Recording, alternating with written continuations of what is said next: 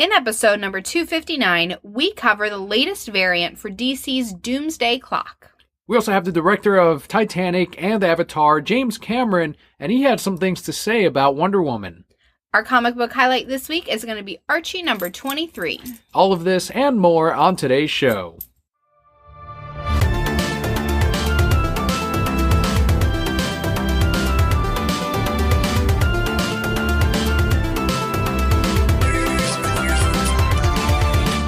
Hello and welcome to the Reasons I'm Broke podcast, bringing you the reasons we're broke, ranging from comics, movies, TV, video games, and more. I'm Kelli. And I'm Daniel. For those of you joining us for the very first time, it's about time. The way we format the show is first we start out with some news. We're going to cover those things we mentioned in the beginning as well as more. And we have a comic book highlight at the end of the show.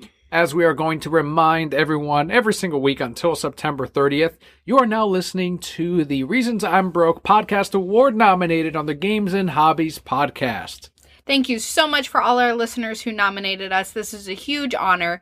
And judges, I'm just saying, we got a baby on the way, we could use a little pick-me-up for those difficult nights. For the end of our life? Or end of our life as we know it, yes, right? Isn't that's the positive spin yes. You're supposed to put on these things? The podcast awards is set to release or set to take place on September 30th. So that is when we will know who the winners are. But either way, a huge thanks to all of the Brokettes for taking the time to nominate us on the 2017 podcast awards. Thank you so much. Before we jump into our news, though, one of your favorite things you've discovered recently on Twitter is, what's it called? I forgot the name of it. Bootleg? Bootleg. I was going to call it misfit, but misfit wasn't the word. Bootleg things. How do you forget bootlegged? I don't know. It's a pirate reference. Where's that come from? Bootleg? It's got to be a pirate reference, because you're pirating it. It's bootlegged. It's not well done. That's what it's got to be. Now I'm just thinking of boots and legs. Well, we came across, it's not exactly a bootleg thing, but it is one of those, discount bin type of DVDs. And first, let me just say that Batman and Harley Quinn, that recent Blu-ray snuck up on us. Mm-hmm. And we did say we were going to buy it on day one. We ended up buying it on, day three? Is what I don't know. This it is came right out now. sometime. But we're going to have a full review on the latest animated movie, which is Batman and Harley Quinn, next week. We just bought the Blu-ray. Very, very happy. We got it at Target, and they have the exclusive metal case, the metal casing. I know there's a name for it because I don't buy them often, and honestly, I don't really like them. But it was the same price as the regular Blu-ray case. So I'm like, all right, you know what? I'll just get the metallics version for $19.99 on Blu-ray. Well, maybe it's made out of nth metal, and it can tie into DC metals. It's all a tie-in. All of it ties in. Scott Snyder, you brilliant bastard. You even got into Target and the DC comic book movies. Holy shit, man. That's a great plan, DC. Well done. But yeah, we'll actually be doing an unboxing and showcase the packaging on Batman and Harley Quinn. It looks phenomenal. Like I said, as much as I don't really like those cases, it's a really cool looking case. And anytime you can get Batman the Animated Series anything at its premium, yes, fucking buy it, support it. Mm-hmm. We want to see more Batman the Animated Series, so yes. Of course we fucking purchase this. But right next to Batman and Harley Quinn, what did we see on the shelf? Beauty and the Beast. Disney's Beauty and the Beast, Kelli? No. I put up the picture on Twitter. They even used the exact same font type for Beauty and the Beast.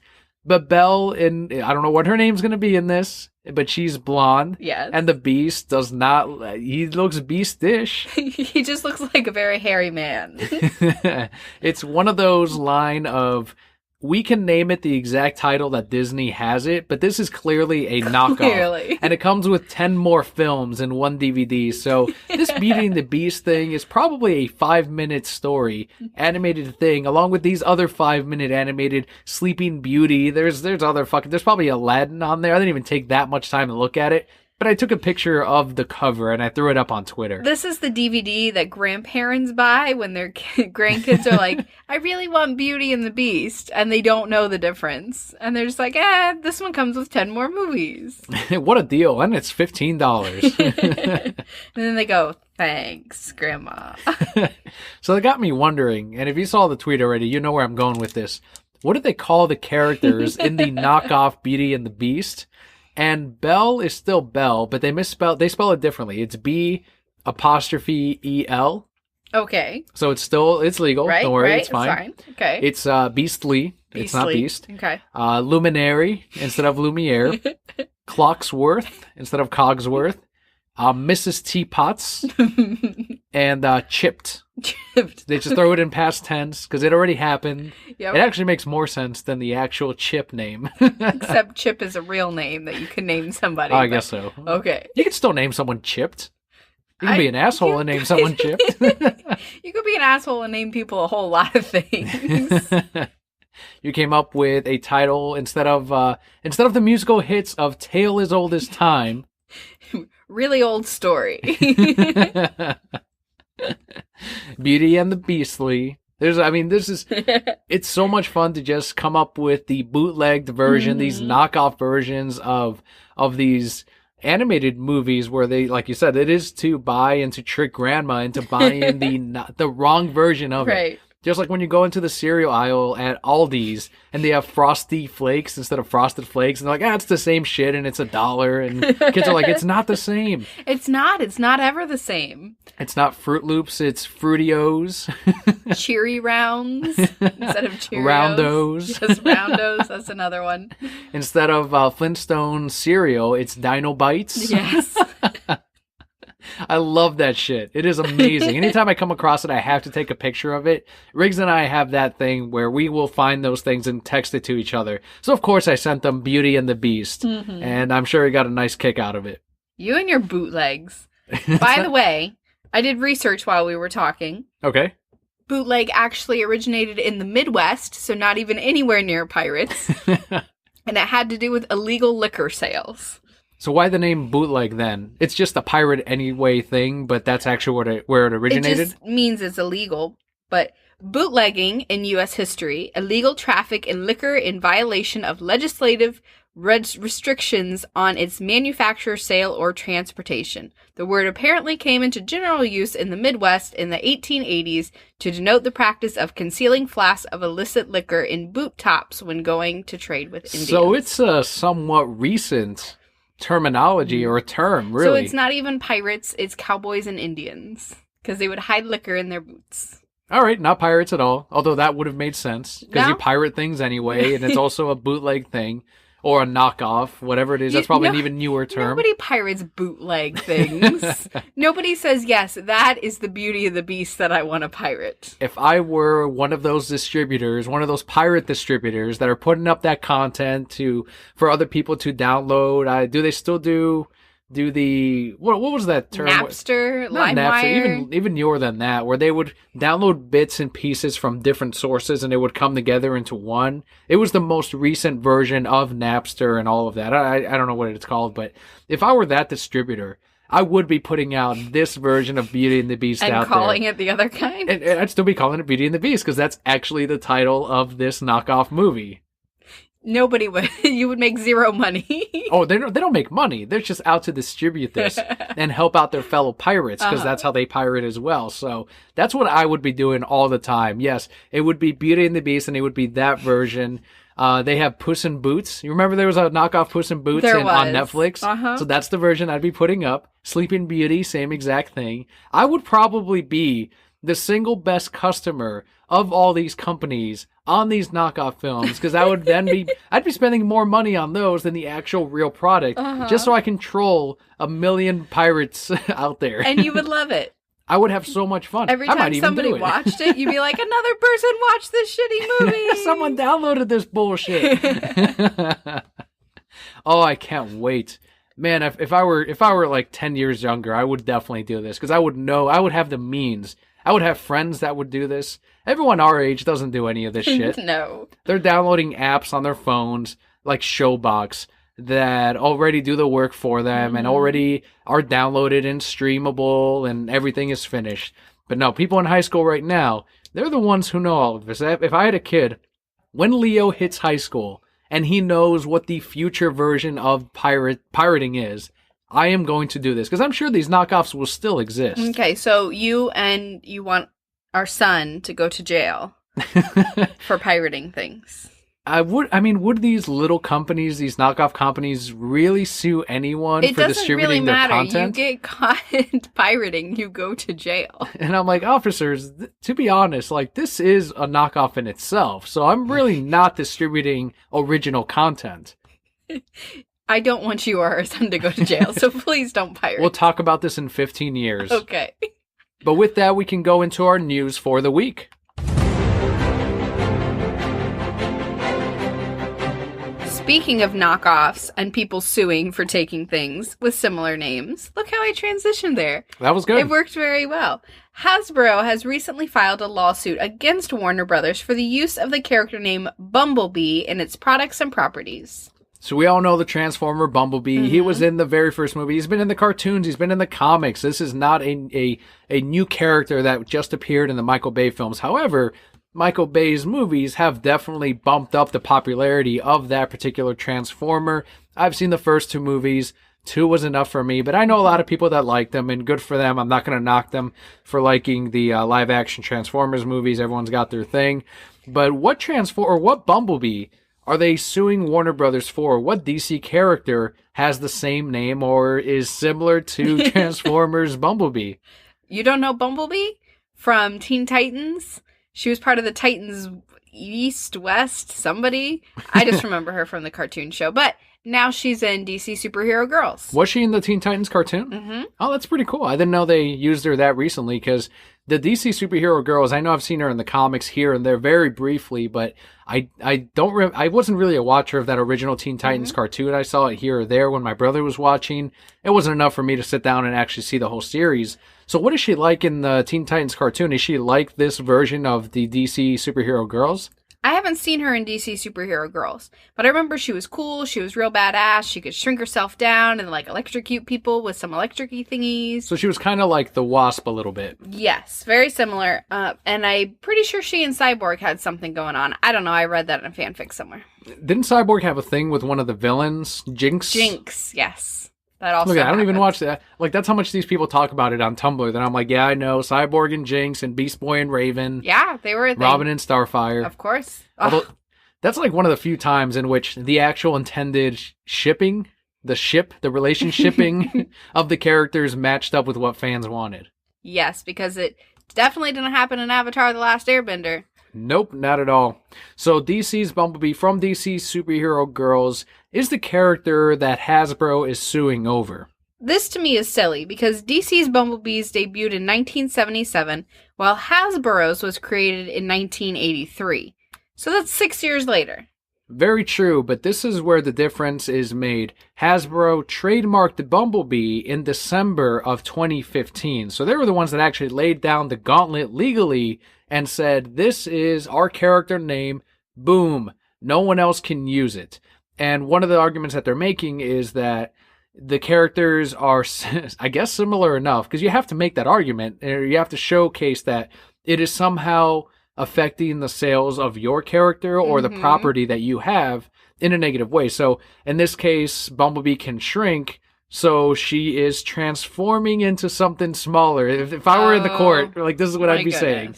And the Bumblebee, it goes from this huge transformer into this small car. And that's why he's called Bumblebee, because he's a smaller one. And this is why she's called Bumblebee, because she gets small. So this is where the argument is being made. And that's how they so far have a case.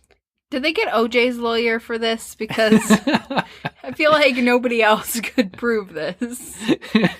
OJ's lawyer is only for defense, all right? Warner Brothers is the one who needs OJ's lawyer right now. Because, let's see, Bumblebee is a human with wings on her back. Sure, yeah. And Bumblebee Transformer is a robot. But he sounds like a human. He's got a radio voice, and he's constantly going out of it and talking like a human. Doesn't he not talk in the movies? Right, and that's why he uses anytime he tunes into the radio, he tunes into a phrase that would convey the message that he wants. And that's why it's always a different voice every time he speaks. Well, DC's Bumblebee actually speaks like a person. And I don't think there's anybody who's going to see a trailer for DC's Bumblebee and say, oh, that's the Transformer movie. Now, the reason Hasbro is so protective of the character of Bumblebee is because he is set to star in the next Transformers spin-off film next year. Again, nobody's gonna see a car and think it's DC's Bumblebee. If you are working for Hasbro at all, we've got to see it from both. Obviously, right now we're the DC, fanboy and fangirl, so we're like, yeah, fuck you guys, Bumblebee is awesome. Fuck your goddamn Transformer Bumblebee, and other people are like, since when do you guys care about Bumblebee? Since right fucking now, since they're going after one of the characters. But let's try to see it from Hasbro's side. So you have to protect your brand. That's something you're constantly doing. And in this case, it is them going after a juggernaut, which is Warner Brothers. They could stand to get a shit ton of money. And they're saying you cannot sell any more Bumblebee merchandise because kids who come into Target are going to say, hey, I want the Bumblebee toy. And parents, let's go back to those grandparents that are buying, after they buy their Beauty and the Beast by Walt Disney with a Z Studios, they are then going into the toy section. Then they come across the very first Bumblebee toy they find, and it is DC Superhero Girls' Bumblebee. So I'm just really curious, and this may be a little sexist of me, but again, what little boy who says, I want the Bumblebee toy, is the grandma going to go and say, oh, look at this cute little girl toy. That must be the one that he wants. It's 2017, Kelly. Little boys might like girl toys. I think I should have been their fucking lawyer. You should have been. I think they're just being ridiculous. That is what I think. I think they're going over the top. They're going too far. They're just being so silly. Is there a case here at all? I don't think they're going to win it, honestly, because the two characters and the two properties are so different. Yeah, I think that's going to make... That's the whole case right there. You don't see Disney suing that Beauty and the Beast DVD. Which there's more of a case for. Although they don't own Beauty and the Beast, they own, that style of it. Right, exactly. And there's more of a case for that because then you could say, well, it has the exact same title, so if someone goes to the store for Beauty and the Beast, they could pick that up, and it's generally the same thing. With this, no. They're two different... I think that they're just doing this to bring more attention to themselves. Because, and for the film, it's negative attention, but any press is positive press, right? Exactly. So let's have a little fun with this before we go into the next story. You are in this world, let's say it's 4 years from now, and you are enacted as the Emperor Palpatine. You've exercised your power. You've decided enough of this. I'm going to exercise my power, and I'm now the Emperor Palpatine of the world. Yes. They present this case to you. How do you rule against Hasbro? What is the judgment you bring down upon Hasbro? Hasbro, you out your mind. What are the consequences to Hasbro bringing this shit up? I don't even know. They got to make me another Guess Who game. Is that Hasbro? Can I consult you? Yes, please. Bumblebee is now a DC character. That Bumblebee, both Bumblebees. And not only is he a DC character, that Bumblebee is now one of Batman's vehicles. So he just stays in the Batcave in the background. He never transforms. Nope. And he's all black now. He's an embarrassment. And he doesn't speak. But we know it's Bumblebee. So yeah, this is why we're married, because I can just whisper in your ear, and then you will take it you'll consider it. There. People would come to me with things, and you would think of ways to troll them, and that's what you would whisper in my ear. Be like, you should do this. I'm like, what's his fucking name? Eric Dorff, I think his name is. He voiced Chucky in the Child's Play movies. He was also the guy in Lord of the Rings. You'll know because you know the series better. The guy that was whispering in the king's ear, and he was kind of Snapey looking. He was more Snape looking from the comics or from the book than Alan Rickman was in the Harry Potter movies. Was that the movie where the guy ran off the tower in flames? I think so, but the king was being poisoned, or he was kind of weird looking. Brad Dourif, that is his name, Brad Dourif. I'm like his character, except you're not negatively affected, but I'm just on the side, just whispering things to you, like make him a DC character. Make him run around in his underwear. And I'm like, Dan, stop it. So let's talk about Warner Brothers here. With the release, we're so close to the release of Justice League. Warner Brothers has put out these press kits, and on the list of writers for the film, Joseph Whedon's name has appeared. Well, we need to make this disappear. The movie's officially degrading. This is we knew it was going to get worse as soon as Joe Whedon got put on this project, but now it is officially known to the rest of the world. Okay, his influence is slightly bigger than what we initially thought. Because I still don't think he's done much of anything, but it's still all negative things. So whatever negative shit he's adding to the movie, they're going to blame Zack Snyder for it. It does say, quote, story by Chris Terrio, Zack Snyder, Screenplay by Chris Terrio and Joey Whedon. End quote.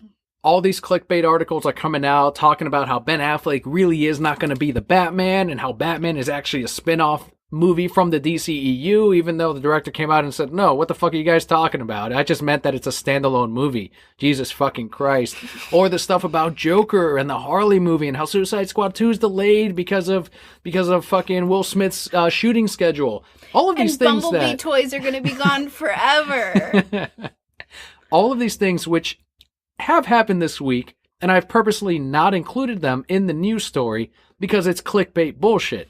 Now, in this case, this is legitimately a terrible thing happening to the DCEU, and no one is blowing up about it. Instead, they want to write 5 more articles about Ben Affleck's brother, Casey, saying things that he doesn't know shit about, and they want to talk about what the potential casting for this Joker movie and how it doesn't affect the DCEU and how they're going to make even more movies that are standalone. And no, there is something awful happening right now. It happened already with Joe Whedon on Justice League, and nobody fucking cares. They're instead attributing all the positive things. They're saying that he's fixing the movie, where in fact, because we can't see what he's actually doing, he is, of course, ruining what Zack Snyder put together and the things that he had him reshoot, even though Zack Snyder, he's following Zack Snyder's instructions on the scenes that needed to be redone.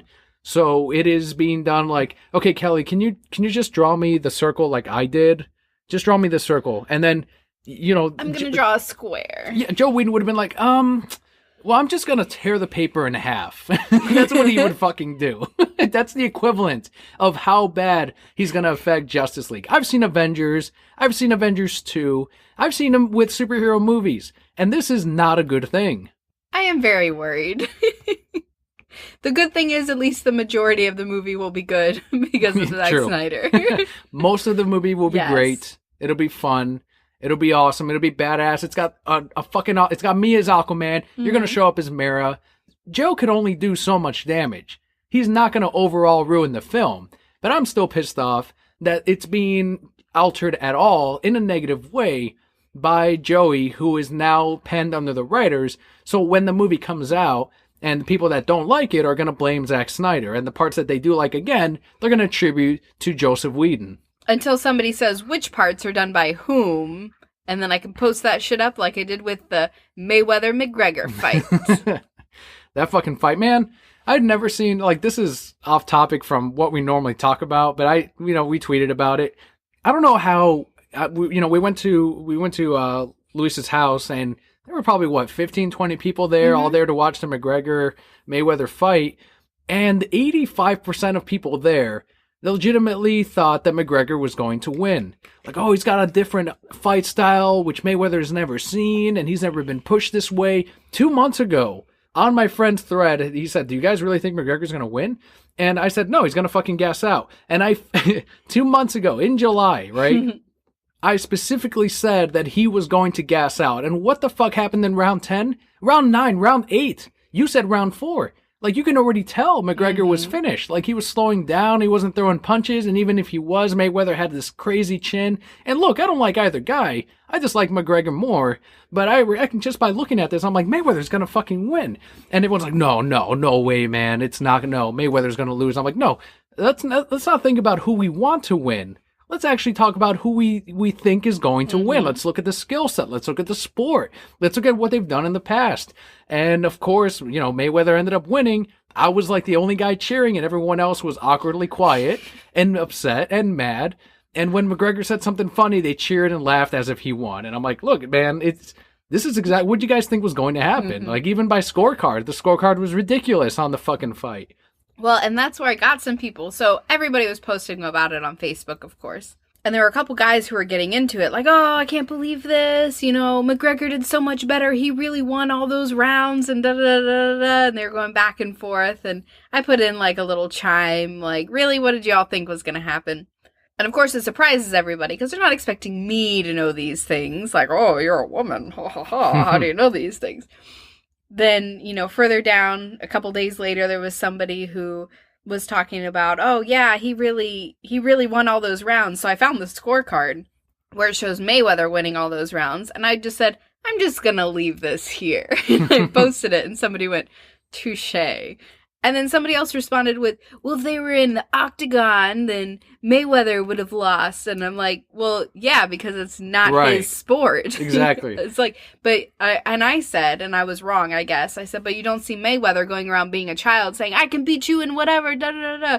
And someone's like, well, he did say that. I said, then I don't understand you men. You're all crazy. If this was women, none of this would be happening. No, they were selling the fight. And it does happen with female MMA fighters as well. But they were selling the fight. They don't really hate it. Like all this shit about, they really hate, this is racially motivated and all this fucking bullshit. It's like, guys, they're trying to sell this $100 pay-per-view. Yeah, they fucking hate each other until the fight comes out. Then whatever. They're entertaining everyone. They're earning their paycheck. $200 million. They don't care. Well, one of them did. And I mean, that's what it is. But the same thread, like this guy's like, you're an idiot. McGregor fights in 5-minute rounds, and it's not really that much of a difference. What do you mean he's gonna gas out? And I'm like, well, he's gonna get tired, and then he's gonna be too tired to fight. That's what I mean by gassing out. I just broke it down. I said the exact same thing again, but simpler. And he got mad and went off on this whole thread. Well, the night of the fight is over. Mayweather wins. I quickly, takes me 2 seconds, I go on Facebook, I find my friend's thread, I go back to that same one, to the same guy, and I just typed in, told you. I was so proud of myself, and he never responded. I know he got that notification because it's in that thread. It was perfect. The no response, I'm like, yes. Because you can't say anything. He was so sad. You can't say fucking anything. His heart was broken. And that was the best because he brought up all these stats and all these saying, people were like, yeah, he's not going to guess out, man. McGregor, this guy's crazy. And I'm like, why does everyone think I'm insane? Why would no one listen to me about this? Why does no one listen to me about this fucking fight? Like the most obvious of predictions that anyone could have made. And it was an easy one to see, but I was rewarded by the fact that I could just go back to that old thread from 2 months ago and go, told you, and peace out. Like, it was incredible. So that's my little McGregor story. I don't remember how that relates to this, but we were talking about Joey Whedon and people getting mad, and yeah, and how I was going to post the thing that Snyder did, because everyone's going to say, right. oh yeah, Joey Whedon did these things. I'm going to be like, no, it was Snyder. And Joey Whedon's ruined Justice League. There you go. He's trying to. He's trying to ruin it. It's coming out very soon, of course. November is coming up very close. They've got to be done shooting at this point. So we're not going to see any more damage from Joseph. Something that's done more damage on the financial side, though. Hell yeah. And in a good way. With Wonder Woman's debut in Japan, Warner Brothers' latest DC film has now taken in a total of $806.2 million, according to Deadline. Wonder Woman also recently re-released in IMAX across the U.S., which of course helped bump that number over the $800 million mark. And we've got the Blu-ray releasing 2 weeks away from here now, and it's still bumped up that high. Amazing. That's so well good. done, Wonder Woman. So good. I'm so happy that this movie did as well as it did. And I cannot wait for the Blu-ray release because I want to see it again. There are people trying to bring down Wonder Woman, though, and one of them is one of the biggest names in directing. Avatar director James Cameron recently commented on the success of Wonder Woman in an interview with The Guardian. Quote, all of the self-congratulatory back-patting Hollywood's been doing over Wonder Woman has been so misguided. She's an objectified icon, and it's just male Hollywood doing the same old thing. I'm not saying I didn't like the movie, but to me, it's a step backwards. End quote. He continued by comparing Wonder Woman to Sarah Connor from his 1991 film Terminator 2 Judgment Day by saying, quote, Sarah Connor was not a beauty icon. She was strong, she was troubled, she was a terrible mother, and she earned the respect of the audience through pure grit. And to me, the benefit of characters like Sarah is so obvious. I mean, half the audience is female, end quote. I also seem to remember Sarah Connor not wearing a bra. Much like Ripley running around without a bra and in her panties while she was fighting aliens. Very true. Now, to be fair, both Terminator 2 and Aliens are better films than Wonder Woman. So it's coming from a guy that's made better movies. Does he have a point, though, on what it means as a step backwards? Like, he's commenting on this as he doesn't believe that this set a standard for the industry and for women and for super. But the thing is, it did. Like, that's the issue. Like, it did set a standard for a lot of people. It empowered a lot of women. And just because, this isn't 2017 where a James Cameron movie did the exact same thing like he did back in Aliens or with Terminator 2, doesn't mean that it's a step backward. It's inputting more, like it's adding to the empowerment of films throughout history. It's not one thing that's going to do it for all time. There's always going to be movies that come out, and there will be another movie in 10 years that empower women that is going to come out, and it's going to do it in a different way than you did. Wonder Woman director Patty Jenkins did respond to Cameron via Twitter, and I think she said it very, very well. This was a long one. She put it up as a picture message and said, quote, James Cameron's inability to understand what Wonder Woman is or stands for to women all over the world is unsurprising, as though he is a great filmmaker, he is not a woman. His praise of my film Monster and our portrayal of a strong yet damaged woman was so appreciated, but if women have to always be hard, tough, and troubled to be strong, and we aren't free to be multidimensional or celebrate an icon of women everywhere because she is attractive and loving, then we haven't come very far, have we? I believe women can and should be everything, just like male lead characters should be. There is no right and wrong kind of powerful woman, and the massive female audience who made the film the hit it is can surely choose and judge their own icons of progress. End quote. I love that. That was perfect. I love that she said that women don't have to be gritty and damaged to be powerful. That was kind of a jab at his characters, too, because both Ripley and Sarah Connor were damaged characters. They great characters, by the way. It's not a bad thing that they were damaged. It's not a negative thing at all, but she's saying that it can be done in other ways, and a movie like Wonder Woman does prove that. Absolutely, and I think, again, it goes back to Cameron kind of saying that he only feels that women are powerful if they are that way, if they are damaged. And there's so many women and so many different layers to women and how they can be that, no, you don't have to be that way to be powerful. You can be like Wonder Woman. Mm-hmm. And really, what would the Wonder Woman movie be if she was all gritty and like, now I gotta kill things? Might have still been good. We don't know. Like, again, I guess, but that's not her character. Sure, and it doesn't have to be the character either for it to be a good or bad thing. But I think going back to the point, I think what you're trying to say is that at the end of the day, it can be done in different ways. Mm-hmm. It doesn't have to match the character. It doesn't have to not match. It doesn't have to be. There's no parameters to it, and that's, I think, her whole point is that you can be beautiful and you can also, be empowering in that way. You don't have to, have this complex mental block that these characters for James Cameron had to be a symbol for a lot of women or to drive the story forward. And I think Ripley's character and Sarah Connor's characters are better than Wonder Woman's in this movie, but that doesn't mean that Wonder Woman's is bad or is a step backwards as James Cameron is trying to make it. You're a lucky man that you agree with me on these women-y thingies so that we do not fight about it. The final bit of news this week, it came with the latest solicitations, the latest previews catalog that did release at local comic book shops. If you don't know what that is, give you a quick breakdown. They come out once a month. It is like a Christmas catalog every single month. It's like the Toys R Us giant-ass Christmas catalog. That's right, or the Sears one. Sears had a big one as well. I never got the Sears one. I only got the Toys R Us one, and it came with those stickers, so you could put stickers on which ones that you amazing. Wanted. Do you remember that? Oh, it was so smart, but I never wanted to use the stickers, so then I just circled it, and you got to dog ear the pages. Yeah, we had the Sears one, and it had, along with video games, because Sears sold video games. Mm-hmm. They had their section, they had their glass cases. Did they have washers and dryers in there, and they had dryers and fridges right next to it. So I'm going through this catalog, and of course, as a kid, you just flip through all the fucking grays and silvers and whites. You're like, fuck that mechanical bullshit. Oh my god, Sonic the Hedgehog. That's actually where my parents got the Genesis from, a Sears. That's amazing. And they stored the consoles on the back counter that had no lock of any sort. You can walk back. It's like a U-case. In the 90s, you didn't care. No, it didn't matter. In the 90s, you could go outside and play after dark, and your kids never went missing. That's right. I mean, they did. I saw, getting off track again, rabbit trail, there was a funny quote that said, millennials don't answer the door if they're not expecting anybody. Okay. And there's been a decrease in serial killers, because in the 60s, you just opened your door for everybody. So they said, are millennials killing serial killers? Because they can't get to anybody because we don't open the door. That's pretty funny. I'm pretty accurate. I was proud of us. But this previous catalog is like that type of thing, but it comes out every single fucking month.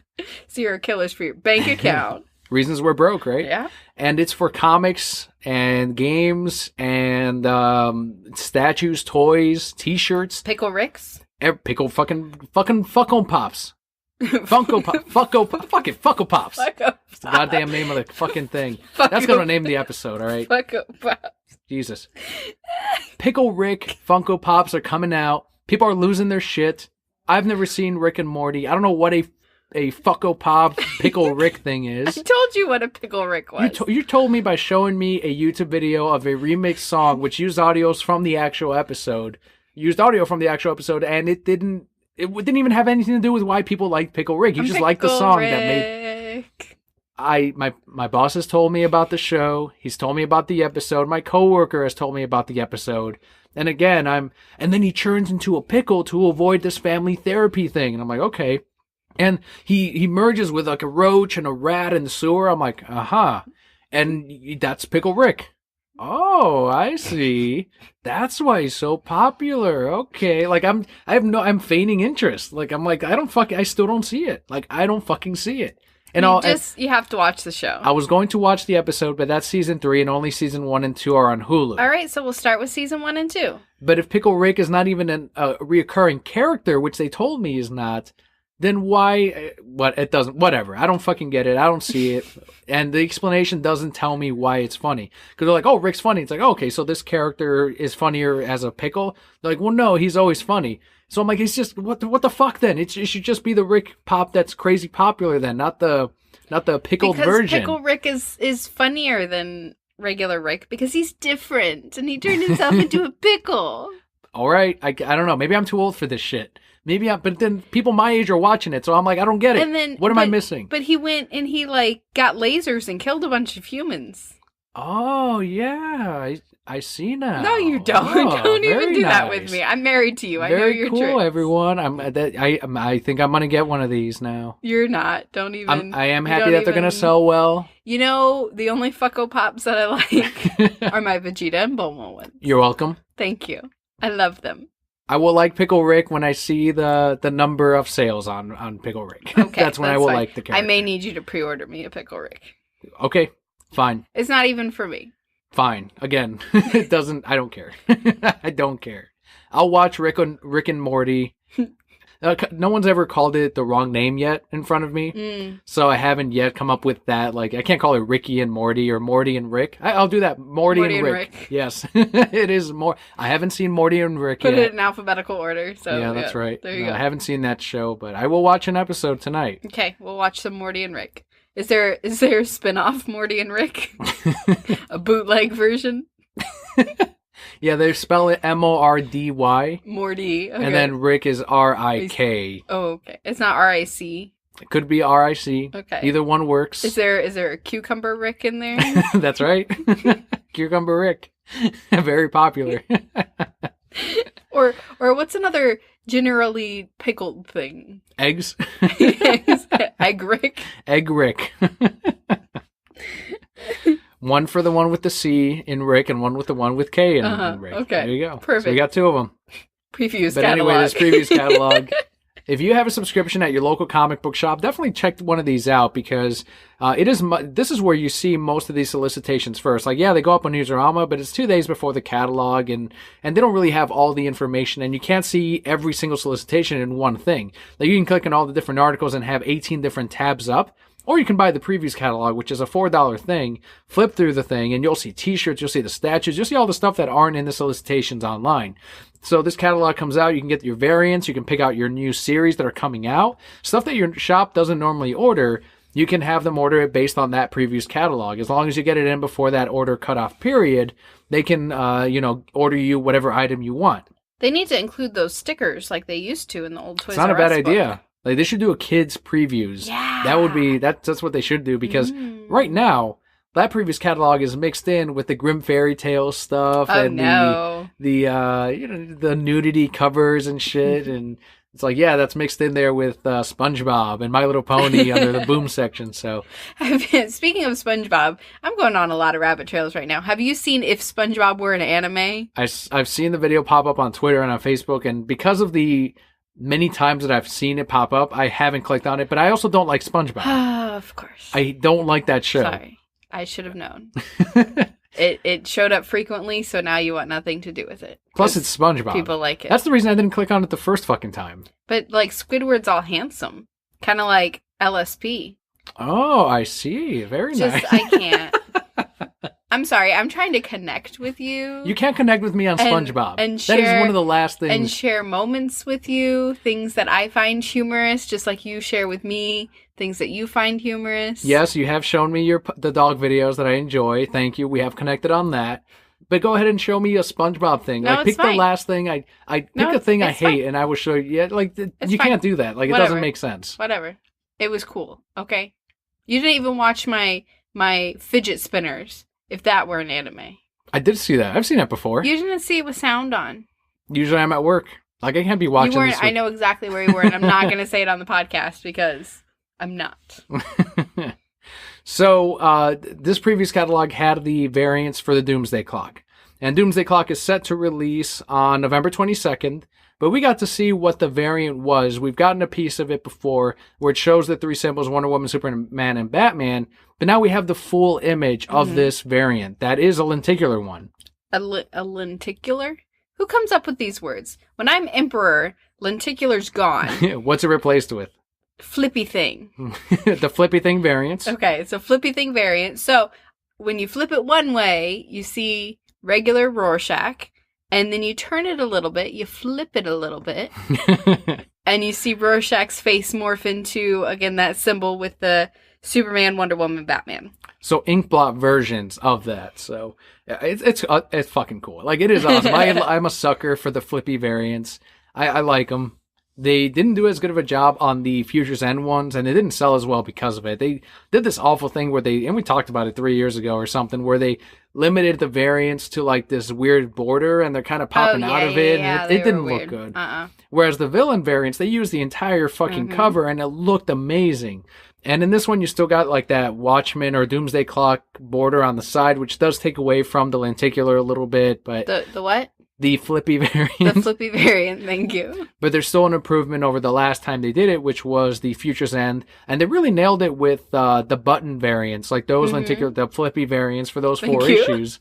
Those were like another step in the right direction, and they looked awesome. I love the button comic itself, and then the cover is amazing. No one wanted the standard. Everyone wants the flippy variant, and now we're going to have to get... I'm going to get the variant where it shows Dr. Manhattan and Superman, but also the one with Rorschach and then the three symbols. Is Dr. Manhattan naked? We don't know. He could be. Or is he strategically covered by Superman's cape? We only see his upper, like, his shoulders and his head is all we get a shot of. Would Superman be uncomfortable with a naked Dr. Manhattan? I think so. Yeah, we said last week that he would definitely, that this is why Batman would win against him. Wouldn't be as uncomfortable as the rest of the universe. But yeah, we're going to see Superman against Dr. Manhattan. It's going to be great. Now, let me ask you, this brings up, and I don't think we talked about it last week. Is that how Batman would win against Dr. Manhattan? Is Batman would also get naked? And then Dr. Manhattan would be like, whoa. Whatever Batman's plan is, only he knows.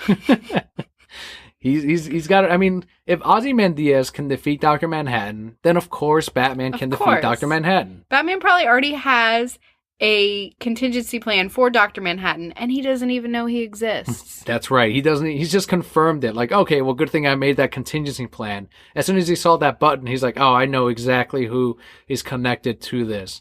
Good thing I have that plan, but I'm going to come up with a plan just in case that one is used against me. A plan in addition to my plan. A plan for the plan.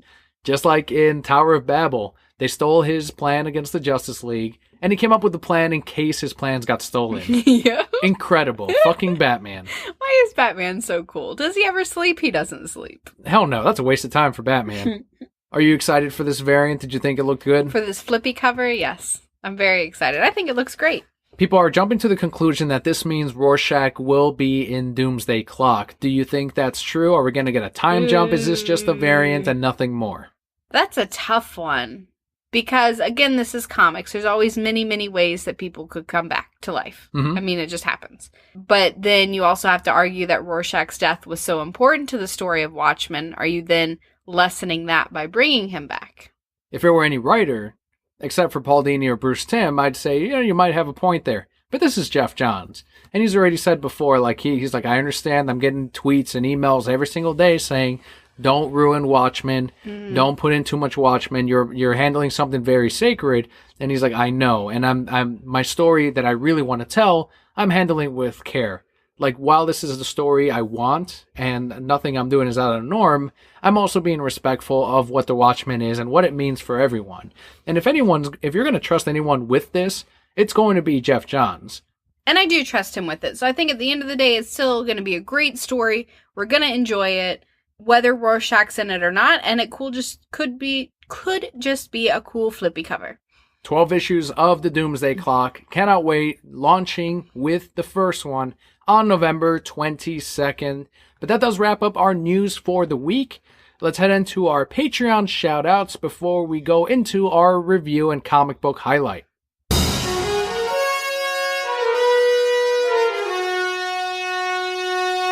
This week we have 2 shout-outs. First one goes out to Alexander, who is at Swordfish Show. And the second goes to Lourdes and Katie. At Swordfish Show is his Twitter handle.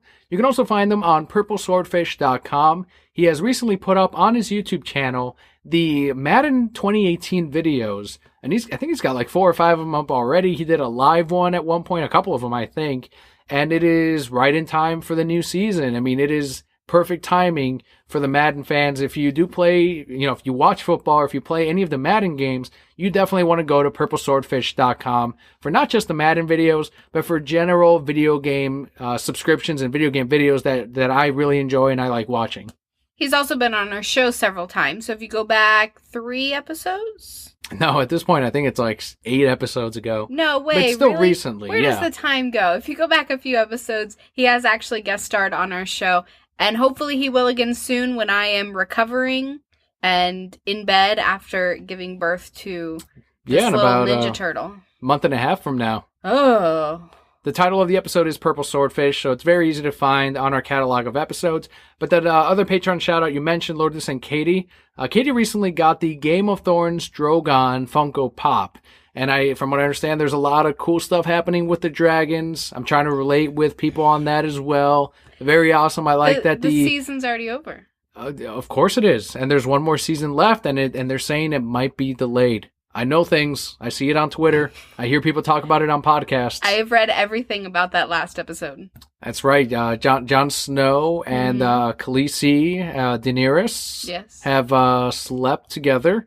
Yes. And it is definitely a downgrade from Aquaman. I will say that, but I thought so too. What can you do? It's you're not going to be happy with everything that happens and everything that George R.R. Martin puts together. Apparently, he had a great pickup line in there too. I haven't. That's the one. I missed that one. What's the pickup line? So Khaleesi's like, I can't have kids, and he's like, have you even tried? And then he like sticks it to her. And people are like, that's the greatest pickup line ever. I don't know who writes these things. And there's the famous ice dragon now. Big deal. Oh, there's an ice dragon? There's an ice. It's a whitewasher from the Whitewashers. And they're going to be bringing winter. They've brought winter, and they've whitewashed one of the dragons. My favorite quote, the Whitewashers, stop. That's what they are. That's what they're called. They're night walkers. I don't think that's what it is. They're not. I think that's wrong too. Okay. Anyway, my favorite quote about the last episode was that somebody said, I saw Jon Snow's butt in this episode. Winter came and so did I. I saw that one. The Whitewashers. And we'll see how they go against the Stark Industries and the Cannisters. Those are all the characters I know.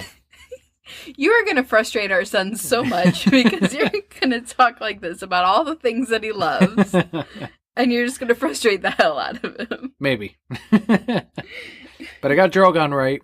Because he's named after the best character in the show. Drogo. That's right. He was the best. It's my favorite. Drogo was awesome. Wasn't in it enough. No, George he wasn't. R.R. Martin fucked up.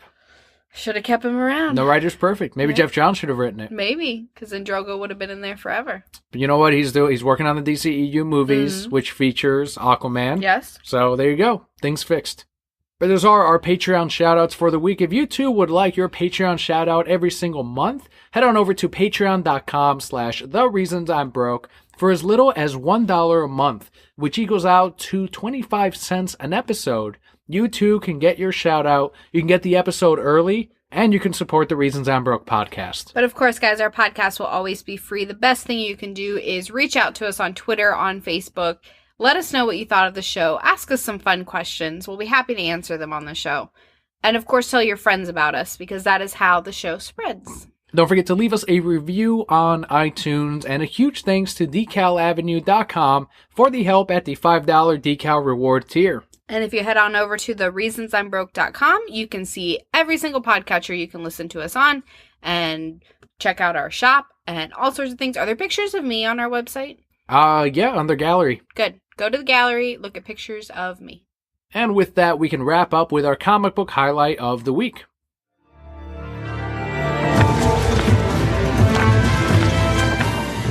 This week it is Archie number 23. This is a jumping on point. It's written by Mark Waid with art by Audrey Mock, and the colors is Kelli Fitzpatrick. As you mentioned, this is an all-new story arc. If you have not read Archie issues 1 through 22, this is an excellent jumping on point. However, the third trade paperback did just come out, so you can also get volumes 1 through 3 and then pick up the issues from there, which I think is 1 or 2 issues that you have to catch up on, which is not much at all. That's how we caught up on Saga, and that's how you can catch up on Archie, which is one of our favorite indie titles right now. It is a reimagining of the characters in case you've never read one of the newer Archie books, but it does an excellent job in maintaining the core of who the characters are. This is not at all a drastic change to the formula. It is instead a modernization of the plot, so there are more serious themes involved, but they're still the characters you remember. Absolutely. When this book first came out, I believe we reviewed it, and I just had rave reviews about it. I do really, really enjoy this series. Like you said, it's a very modern take on these characters. It highlights issues that would happen now. You know, you got cell phones in there and all that kind of stuff. Social media, yeah, big thing in it. So if you were a fan of Archie or you weren't a fan of Archie, I think this book has something in it for everybody.